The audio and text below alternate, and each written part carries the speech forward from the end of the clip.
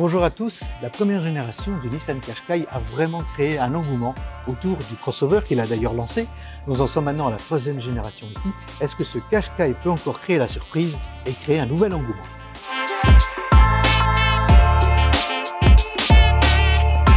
Vous pourrez retrouver cet essai du Nissan Qashqai dans le magazine Le Moniteur Automobile ainsi que sur le site internet moniteurautomobile.be, un site internet sur lequel vous retrouvez d'autres infos, d'autres essais, des conseils pour mieux utiliser votre voiture et mieux choisir votre voiture.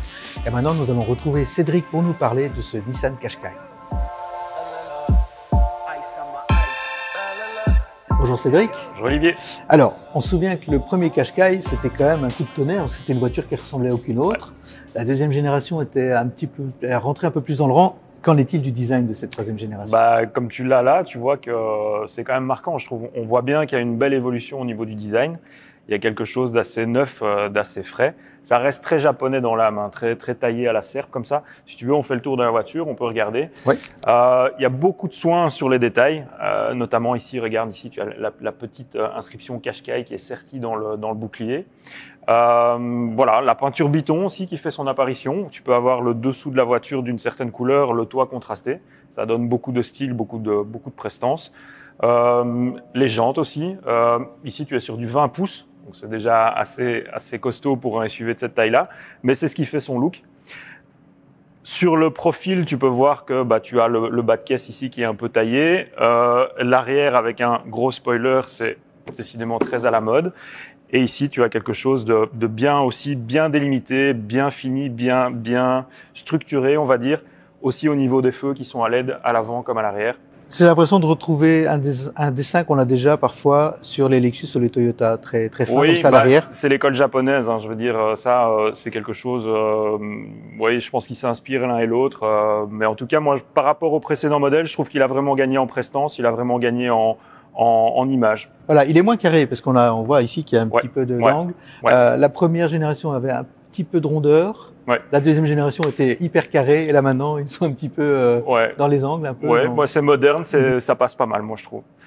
Au niveau du gabarit, tu es sur une taille de 4,43 m, donc c'est à peu près un 3008, un Peugeot 3008, un petit peu plus petit qu'un Hyundai Tucson. Ça reste plus grand qu'une berline traditionnelle comme une Golf, mais ça reste encore compact et logeable. Il est 3,5 cm plus long que celui qui remplace. 12 ou 13 cm, si ma mémoire est bonne, plus long que le premier Qashqai, donc il a quand même un peu grandi. Mais bon, comme je te dis, ça reste compact. Il a aussi pris un petit peu en largeur, pris un petit peu en hauteur. Voilà. Mais il y a un petit peu de porte-à-faux, pas énormément, mais un tout petit peu. Il a aussi gagné 3 cm en empattement. 2 cm, pardon. 2 cm, ouais. Donc voilà, bénéfique pour l'habitabilité. Je peux te parler encore de la technique. Ici en dessous, tu as la plateforme CMF-C, donc la nouvelle plateforme milieu de gamme de l'alliance Renault-Nissan. Donc ça veut dire qu'on va le retrouver probablement cette plateforme sur des Renault aussi. Ouais, on va la retrouver dans à peu près toute la gamme et je pense que ce sera la plateforme de la future Renault Mégane. Donc plateforme qui est déjà prête pour l'hybridation. Je t'en parlerai tout à l'heure dans les moteurs, mais voilà. Plateforme dernier cri. Voilà. Voiture dernier cri. Voiture dernier cri.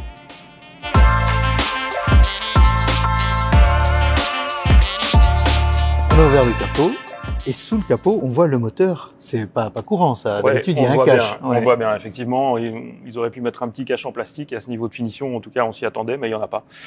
Justement, ça nous permet de bien le voir, ce moteur. 4 cylindres, 1,3 litre turbo. C'est le seul moteur qui soit pour l'instant disponible sous le capot du Qashqai. Disponible en 2 niveaux de puissance, 140 ou 158 chevaux. Ici, on a la version 158 chevaux, la version la plus puissante. Et c'est de l'essence, c'est pas du diesel. C'est de l'essence. Je pense pas qu'il y aura de diesel sur ce Qashqai. Il y aura une vraie version hybride à venir. Pour l'instant, celle-ci s'appelle déjà Mild Hybrid, donc MHEV, hybridation douce, parce qu'elle dispose d'un alternodémarreur piloté relié à une batterie 12 volts. Donc tu as un petit apport électrique au démarrage ou dans la conduite, mais rien d'exceptionnel. À mon avis, le terme est un petit peu usurpé dans ce cas-ci. C'est un peu galvaudé, oui. Alors au niveau de la transmission, est-ce qu'il y a le choix au niveau des boîtes ? Alors comme avant, tu as 2 roues motrices, 4 roues motrices. Beaucoup de versions 2 roues motrices. Les versions haut de gamme peuvent être commandées aussi en 4 roues motrices. Tu as le choix entre une boîte manuelle à 6 rapports, classique, et une boîte automatique CVT. À la variation continue. Variation continue, tout à fait. Principe de variation continue, sont deux cônes face à face et une chaîne qui varie sur l'ensemble du système. Ça rappelle un peu les systèmes de variateurs qu'on avait sur les mobylettes de l'époque.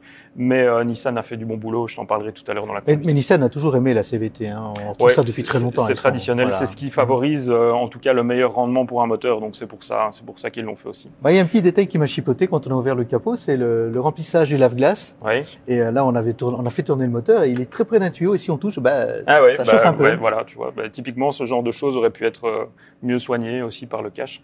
Par contre, il y a d'autres détails qui sont sympas. Si tu regardes le capot ici, tu vois, ça sonne pas comme du métal, voilà. C'est de l'aluminium. Donc à ce niveau de gamme et de prix, c'est quand même assez rare, je trouve, de trouver un capot en aluminium. Les portes sont aussi en aluminium. Et pour ça, Nissan parle d'un gain de poids de 60 kg. Donc, ce qui est pas mal pour. Est-ce qu'il sera fort intéressant pour l'hybride, puisque ouais, c'est intéressant pour toutes les versions. Hein, d'une manière, plus la voiture est légère, moins elle consomme. Donc voilà, c'est intéressant pour tout. Voilà, je te montre l'intérieur. Oui, on va aller voir ça.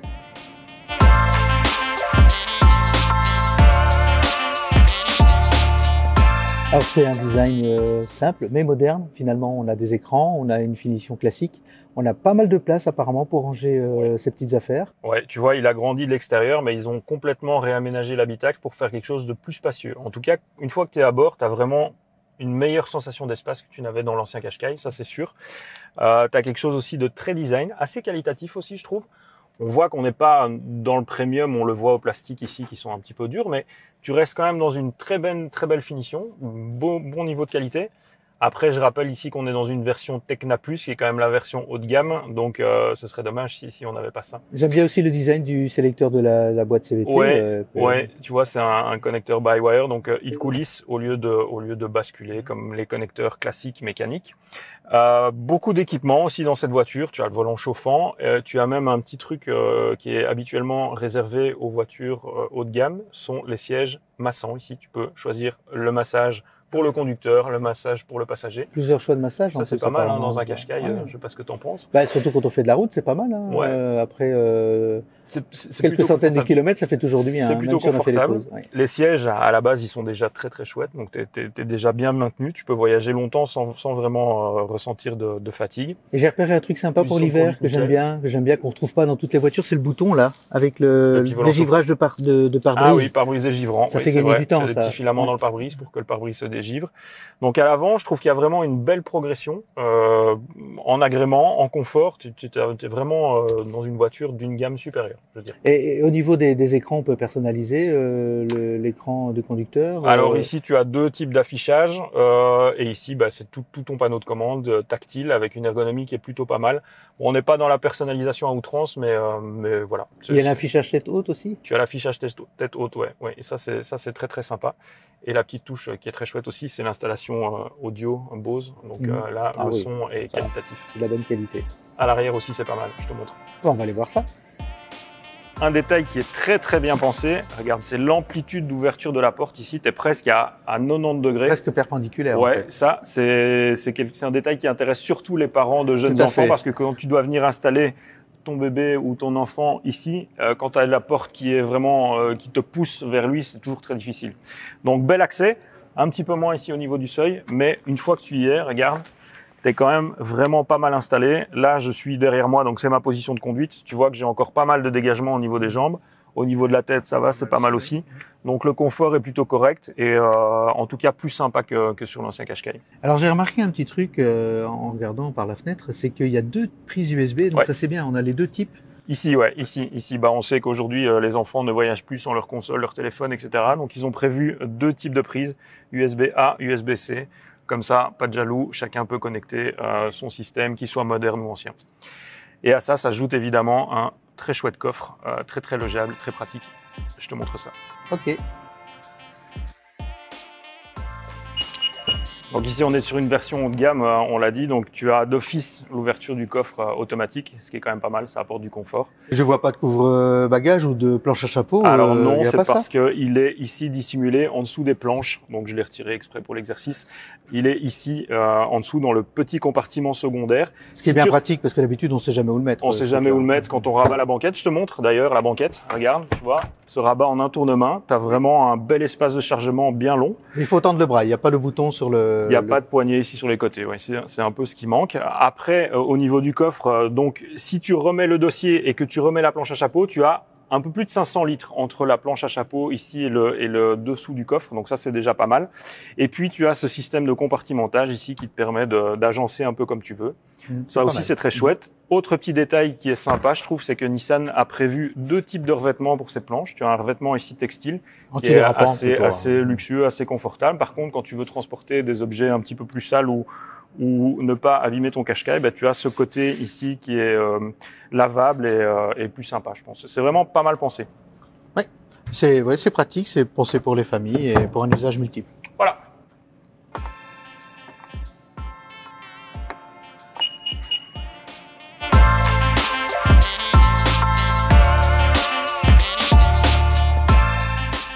Et moi, Cédric, pas mal de confort dans cette 3e génération du Nissan Qashqai.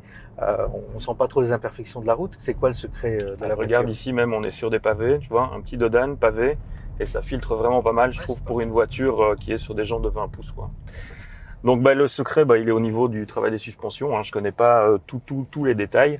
Un des points qui est marquant, c'est que sur ce Qashqai, tu peux avoir 2 types de suspension arrière. Donc, tu as la suspension classique avec un essieu de torsion. Et puis tu as la suspension multibras, donc avec vraiment une articulation beaucoup plus sophistiquée. Et c'est de cette suspension que dispose ici le Qashqai en 20 pouces, comme toutes les versions 4 roues motrices. Donc là, tu as vraiment le top de ce qui se fait en Qashqai. Et tu vois, on a vraiment une voiture qui filtre bien. C'est vraiment une des qualités de ce nouveau modèle, je trouve. C'est vraiment le confort qui est rehaussé par rapport au modèle d'avant. Alors, au niveau du confort, c'est pas mal, mais au niveau du dynamisme, parce que souvent, si on focalise trop le confort, on a alors une direction et des freinages un peu moins précis. Ouais. Est-ce qu'ici, ils ont réussi à trouver un bon compromis? C'est vrai que c'est toujours le compromis qui est difficile à trouver. Ici, on n'est pas dans un SUV vraiment dynamique. Je pense qu'en dynamisme, c'est pas ce que tu recherches déjà sur un SUV, j'ai envie de te dire. Après, tu as tout ce qui est Peugeot 3008, 5008 qui sont des voitures où le dynamisme est quand même fort poussé. Ici, on est un petit cran en dessous, mais on a quelque chose de mieux qu'avant parce que, notamment au niveau de la direction, tu as quelque chose un petit peu plus vif, un petit peu plus précis. Ils ont retravaillé toute la crémaillère pour avoir quelque chose de plus dynamique. Voilà, elle est très agréable à conduire. Je dirais pas que c'est un SUV sportif, mais c'est une voiture qui se conduit aussi dynamiquement et qui est pas désagréable à conduire. Et au niveau de la motorisation, de la transmission, quelle est ton impression de conduite? Écoute, je trouve ça plutôt pas mal pour un petit 1300, pour une voiture de ce gabarit-là. On a vraiment quelque chose d'assez homogène. Tu as beaucoup de souplesse, du silence aussi. Je trouve que tu l'entends pas beaucoup, ce moteur. Et puis, même quand tu mets le pied dedans, tu vois, tu as une réactivité qu'on n'a pas l'habitude d'avoir avec une CVT. Donc, il y a pas cet effet, le moteur qui mouline, comme tu peux avoir avec une CVT classique. Et ça, c'est parce que Nissan a développé une boîte avec de faux rapports, quelque part, où ils ont décidé de caler 6 ou 7 faux rapports sur lesquels la boîte travaille. Voilà, je trouve ça vraiment pas mal, vraiment à la fois très confortable en conduite détendue, et puis tu as un peu de dynamisme quand tu roules, quand tu veux rouler un petit peu plus dynamiquement. Donc, c'est vraiment bien. Et au niveau de la conduite, on a aussi des modes de conduite. Là, on est en mode normal. T'as pas pris un mode dynamique? Ouais, non, tu peux ici varier. Tu as une petite molette ici qui te permet de faire varier la réponse du moteur, la réponse de la boîte. On était en mode standard. Tu as un mode éco pour consommer un peu moins, et puis tu as le mode sport pour avoir quelque chose de plus dynamique. Alors, au niveau de l'électronique, justement, il y a des aides à la conduite. Est-ce que ce Nissan Qashqai est à la pointe à ce niveau-là? Ouais, bien sûr. Les aides à la conduite, ça, tu peux plus faire sans aujourd'hui. Et Nissan a vraiment mis le paquet là-dessus. Parce que de série, tu as un peu tous les équipements qui sont disponibles aujourd'hui sur le marché. Tu as l'avertisseur anti-dévoiement, tu as le régulateur de distance, tu as le blind spot monitor, donc l'avertisseur de présence dans les angles morts. Puis voilà, tu as le head-up display aussi. De ton côté, tu peux pas le voir, mais d'ici, tu as vraiment l'affichage sur le pare-brise. Et donc voilà, tu as vraiment tout ce que tu peux avoir sur un véhicule de cette gamme. Et la plupart des équipements sont de série, donc bien vu.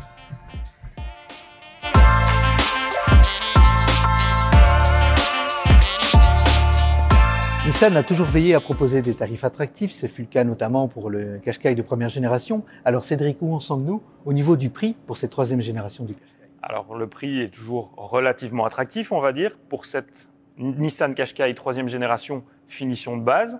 Entendons-nous bien, on est à 28 500 €. Donc ça, c'est quand même un tarif qui est assez sympa. Par contre, pour 28 500 €, entendons-nous bien que tu ne l'as pas comme elle est ici, c'est-à-dire pas avec la peinture Biton, pas avec les jantes 20 pouces. Donc voilà, donc je pense que tu n'as même pas de climatisation automatique, tu as une climatisation encore manuelle. Donc si tu veux vraiment un Qashqai qui soit assez confortable et qui te fasse profiter de toutes les technologies de ce nouveau modèle, il faut facilement grimper au-dessus de 30 000 €. Je vais te donner le prix de cette version Tecna Plus ici qu'on essaye, accroche-toi bien. Qui est la plus puissante en plus. Qui est la plus puissante, oui, qui est la mieux équipée, mais on est toujours sur une 2 roues motrices, pas encore sur une 4 roues motrices, donc il y a encore plus cher. Ici, on est à 43 800 €. Ça fait quand même un prix pour un Qashqai, quoi. Oui, c'est une grosse différence par rapport au modèle de base. Voilà, voilà. Il y a aussi quelque chose que moi, sur lequel je voudrais attirer ton attention, c'est qu'avec cette version, on a eu du mal à descendre sous les 8 litres de consommation moyenne. Donc ça, c'est quand même assez surprenant pour une voiture moderne. On était plus aux environs des 8 litres et demi de consommation moyenne. Ça, c'est un petit peu ennuyeux, je trouve. Donc voilà, il faut vraiment surveiller. Après, on sait que la CVT est quand même très sensible au style de conduite. Donc, il faut vraiment surveiller sa consommation. Et ça, c'est le point un petit peu gênant sur cette voiture. Mais pour le reste, on a un produit bien dessiné, bien fini, qui sera fiable. Pour le reste, oui, il est fidèle à lui-même. C'est un SUV très compétitif dans le segment. Ouais.